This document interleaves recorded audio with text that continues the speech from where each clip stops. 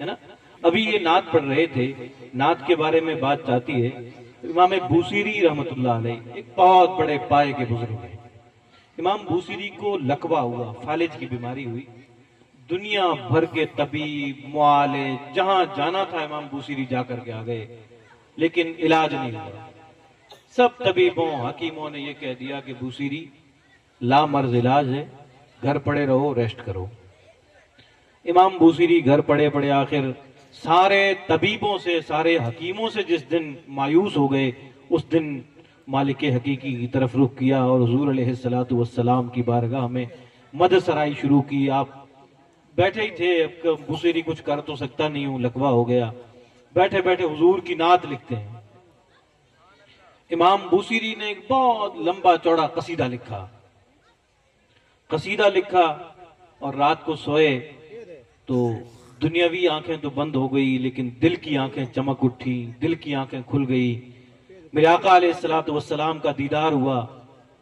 امام بوصیری حضور علیہ السلام کی بارگاہ میں خود کو پاتے ہیں. میرے آقا فرماتے ہیں بوصیری وہ قصیدہ سناؤ جو تم نے لکھا ہے, جبکہ اس قصیدے کے بارے میں صرف امام بوصیری کو پتا تھا کہ میں نے لکھا ہے.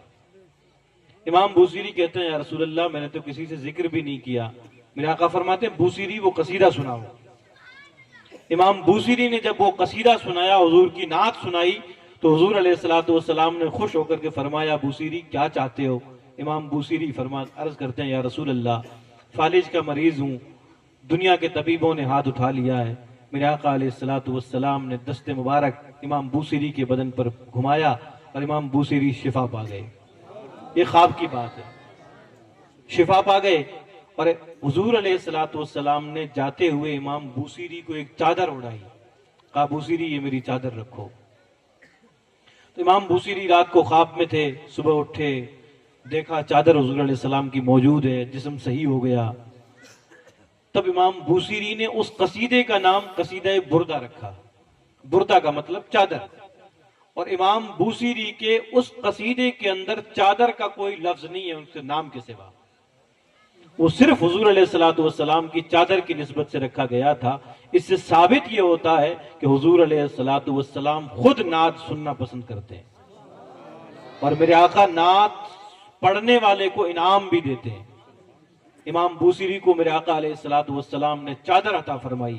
چادر عطا فرما کر کے میرے آقا علیہ الصلوۃ والسلام نے یہ بتایا کہ لوگوں میری نعت شوق سے سنو اور پڑھنے والے کو انعام بھی دیا کرو. جو حضرات باہر بیٹھے ہیں ان سے, اب میں تو نہیں کہوں گا کہ آ جائیں, اگر ان کے دل میں لگے کہ بھئی سب لوگ اندر بیٹھے ہیں ہمیں بھی جانا چاہیے تو آپ حضرات تشریف لائیں. اب ہماری اسی محفل کی خصوصی مدح رسول, اسی محفل کی ایک بہترین لڑی کڑی طائر محبت جو کہہ دیا جائے, اردو کے درجنوں لفظ ہیں جو کہے جائیں تو ایک لمبی لائن لگ جائے. محفل میں اصل میں کیا ہے کہ ایک شادی ہوتی ہے, شادی کے اندر دلہا ہوتا ہے, دلہا ہوتا ہے اور دلہے کے باراتی ہوتے ہیں, وہی لوگ مین دیکھے جاتے ہیں. اگر کہیں دیکھا جائے نا تو مین دلہا ہوتا ہے اور دلہے کے باراتی ہوتے ہیں. یہاں ہماری اس محفل کے میر جلسہ, صدر جلسہ, شہزادہ مرشد گرامی مرتبت حضرت علامہ سید نعمت اللہ شاہ جیلانی ہے. انشاءاللہ بہت جلد تشریف لانے والے ہیں. ایک نوجوان سا نورانی سا مکھڑا, مطلب دیکھیں تو تکتے ہی تکتے جائیں, اتنا خوبصورت, مطلب یوں نظریں نہیں ہٹا سکیں, اتنے خوبصورت ماشاءاللہ. ابھی آپ اپنی آنکھوں سے دیکھیں گے, میں کوئی یوں نہیں کہہ رہا ہوں کہ واقعی میں. اب جب وہ تشریف لائیں گے تو دلہا وہ ہیں تو ہمارے یہ مقرر علماء یہ سب باراتی ہیں. تو انہی میں سے ایک ہیں قاری احسان صاحب, بہترین آواز ہے, پورے ہندوستان میں نعت رسول مقبول صلی اللہ علیہ وسلم کی حیثیت سے گونجتی ہے. آپ حضرات کے سامنے ہیں, آپ حضرات بہترین انداز میں سماعت کریں اور یہ بتائیں کہ ہم سننے کے لیے بیٹھے ہیں. حضرت کا استقبال, اللہ کی بڑائی, مصطفیٰ علیہ السلام کی گواہی سے کریں. ہمارے خصوصی خطیب بھی تشریف لا رہے ہیں. نعرہ تکبیر, اللہ اکبر, نعرہ رسالت, یا رسول اللہ, نعرہ رسالت. علماء اہل سنت صاحب حمد کے احمد کی طرف دیکھیں گے, صاحب حمد کے احمد کی طرف دیکھیں گے, مسند سید امجد کی طرف دیکھیں گے.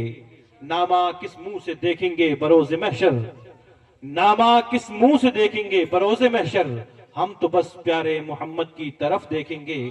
آپ جب اپنے غلاموں میں پکاریں گے مجھے، آپ جب اپنے غلاموں میں پکاریں گے مجھے، بادشاہ اٹھ کے میرے قد کی طرف دیکھیں گے، بادشاہ اٹھ کے میرے قد کی طرف دیکھیں گے۔ مائکروفون پر قاری احسان صاحب صدیقی۔